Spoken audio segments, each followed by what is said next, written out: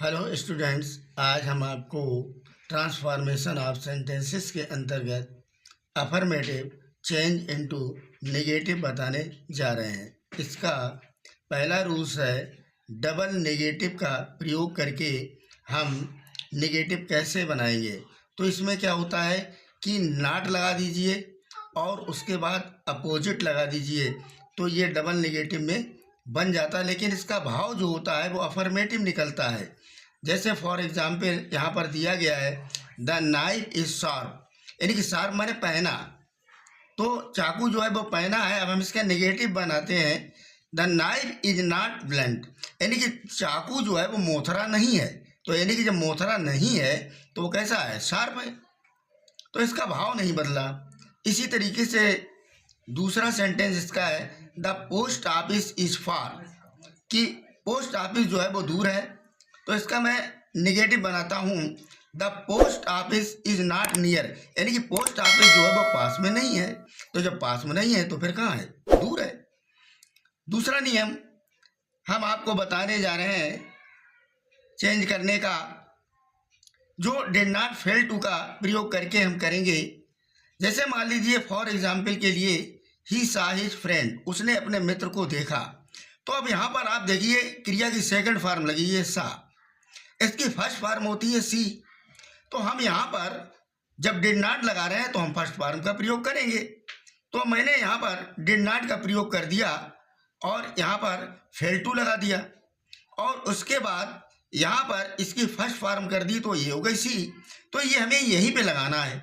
ये जो यहाँ पर दिया गया है यहाँ पर हमको इतना लगाना है और इसकी फर्स्ट फॉर्म करना है, और यहाँ पर हमको यूज करना है डिड नॉट फेल टू, और इस तरीके से हमारा ये सेंटेंस बन जाएगा। और ये होगा he did not fail to see his friend, यानी कि वो अपने मित्र से मिलने में असफल नहीं हुआ। तो जब असफल नहीं हुआ तो फिर कौन हुआ, सफल हुआ। दूसरा सेंटेंस यहाँ पर दिया ही सा द ताज, उसने ताज को देखा। तो यहाँ पर भी वही कंडीशन है। यहाँ पर जो सा लिखा हुआ है तो मैंने यहाँ पर सी कर दिया और हम यहाँ पर लगाएंगे डिड नॉट फेल टू, तो यहाँ पर भी सी हो जाएगा। तो he did not fail to see the Taj, यानी कि वो ताज देखने में असफल नहीं हुआ, तो यानी कि सफल हुआ। तीसरा नियम है इसमें रिमूव टू का। रिमूव टू के द्वारा हम जो है इसमें निगेटिव बनाएंगे। कैसे बनाते हैं वो इस तरीके से होगा। देखिए रिमूव टू, यहाँ पर ये जो टू दिया गया इसके स्थान पर हम सो का इस्तेमाल करेंगे, और यहाँ पर जो सिंगल टू दिया है इसके स्थान पर दैट डैट कैन नॉट और दैट डैट कुड नॉट का प्रयोग मैंने इसलिए किया है क्योंकि ये यहाँ पर जो आर दिया है ये प्रेजेंट फॉर्म में, और यहाँ पर जो वाज दिया गया है वो है पास्ट फॉर्म में। तो जब प्रेजेंट फॉर्म होगी तो हम इस्तेमाल करेंगे दैट और कैन नॉट का, और अगर यहाँ पर पास्ट फॉर्म होगी तो हम यहाँ पर इस्तेमाल करेंगे कुड नॉट का। तो इस तरीके से हमने ये वाक्य बनाया। तो हमने यहाँ पर जो टू दिया था डबल, तो यहाँ पर सो का इस्तेमाल किया, उसके बाद बीग लगाया। फिर यहाँ पर जो सिंगल टू दिया गया है तो यहाँ पर मैंने दैट लगा दिया। अब यहाँ पर ये यू, तो यू के बारे में कहा जा रहा तो यहाँ पर यू आ गया, और यहाँ पर हमने कैन नॉट लगा दिया क्योंकि यहाँ पर आर लगा हुआ था। अब दूसरा सेंटेंस यहाँ पर दिया है बाज, और यहाँ पर भी टू लगा, तो टू के स्थान पर मैंने सो का इस्तेमाल किया, और यहाँ पर जो सिंगल टू दिया गया था उसमें दैट लगाया, और यहाँ पर मैंने कुड नॉट लिख दिया, और यहाँ पर कौन था, लाइन। तो लाइन के लिए हम ही का इस्तेमाल भी कर सकते हैं, इट का भी इस्तेमाल कर सकते हैं। तो मैंने यहाँ पर ही का इस्तेमाल कर दिया, और यहाँ पर पास्ट टेंस होने के अकॉर्डिंग टू मैंने यहाँ पर कुड नॉट का यूज किया, और वहाँ की सेंटेंस यहाँ पर जैसा रखा हुआ है वैसा ही रखा हुआ है। अब चौथा नियम, जो चौथा रूल्स है इसका, वो है एज सून एज। इसका मतलब होता है, और दूसरा पोर्शन जो होता है डेड डैश के बाद कामा लगा होता है, तो यहाँ पर एज सून एज का मतलब होता है ज्यों ही, और कामा का मतलब होता है त्यों ही। तो एज सून एज जो है वो अफर्मेटिव है, और इसका निगेटिव होता है नो सूनर डिड, और यहाँ पर जो कामा लगा हुआ वहाँ पर हम देर का इस्तेमाल करेंगे। ये कंपैरेटिव मतलब कंपैरेटिव डिग्री में इसका इस्तेमाल किया जाता है।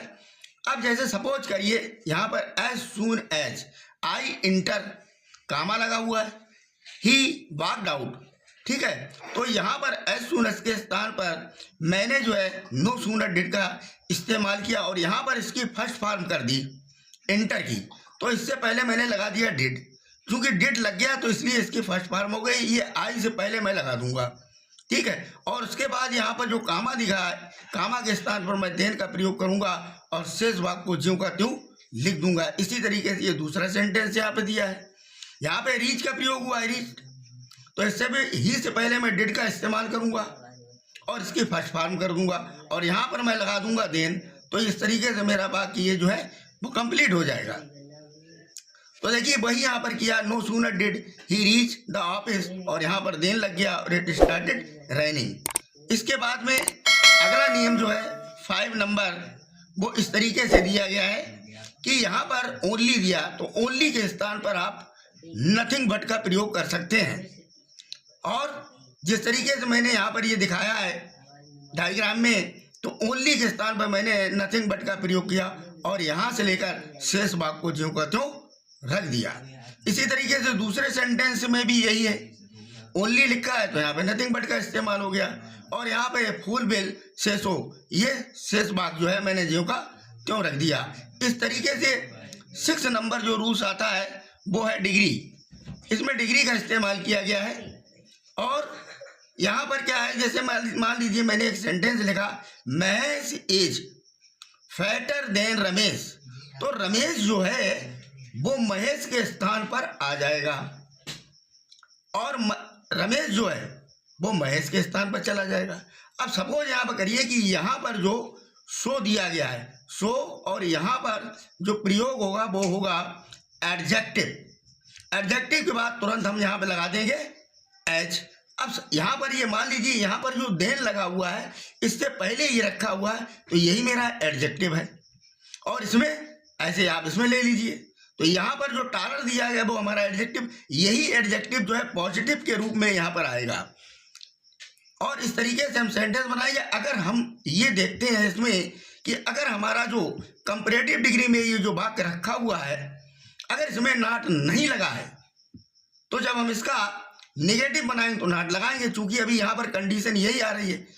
लेकिन जब हम डिग्री में ऐसा करते हैं तो डिग्री में ये रूल्स लगता है कि अगर इसमें नॉट नहीं है तो जो हम पॉजिटिव बनाएंगे उसमें नॉट लगाएंगे, अगर पॉजिटिव में नहीं है तो कंपैरेटिव बनाएंगे तो उसमें नॉट लगाएंगे। लेकिन यहाँ पर ये रूल्स फॉलो नहीं कर रहा है तो यहाँ पर क्या करेंगे कि जैसे मान लीजिए रमेश को मैं यहाँ पे ले आए और मैंने इसके बाद यहाँ पे इज लगा हुआ था, रमेश एक वचन है तो मैंने पहले लगाया नॉट, चूंकि इसमें नॉट नहीं लगा हुआ है और उसके तुरंत बाद जो है एडजेक्टिव का प्रयोग करेंगे। वो इस तरीके से करेंगे, सो लगाएंगे और उसके बाद फैटर का फैट करके यहाँ पर एज लगा देंगे और इसको महेश को लाकर यहाँ पर हम रख देंगे। दूसरा सेंटेंस मैंने यहाँ पर इसी तरीके से बताया है आपको कि I am not taller than you, तो यू जो है जैसे रमेश यहाँ पे आया था महेश के स्थान पर, ऐसे यू आई के स्थान पर आ जाएगा और आई जो है वो रमेश मतलब यू के स्थान पर पहुंच जाएगा। जैसे सपोज कीजिए अब मैं इसको लाया हूँ, बहुत से बच्चे क्या करते हैं कि यहाँ पर जैसे आई रखा तो एम रखा है तो फिर बाद में भी वो एम रख देते हैं, लेकिन ऐसा नहीं, जो सब्जेक्ट यहाँ पर हम लाएंगे उसी के अकॉर्डिंग टू हम हेल्पिंग वर्ब को रखेंगे। तो यहाँ पर मैंने आर लगा दिया चूंकि यहाँ पे यू है, अब इसमें नॉट नहीं है तो इसमें मैंने नॉट लगा दिया। अब यही कंडीशन फिर आ गई, सो टाल एच, अब जो आई है वो किसके स्थान पर आ गया, यू के स्थान पर। अगर आपको मेरा ये वीडियो अच्छा लगे तो आप सब्सक्राइब और लाइक करना ना भूलें। थैंक्स।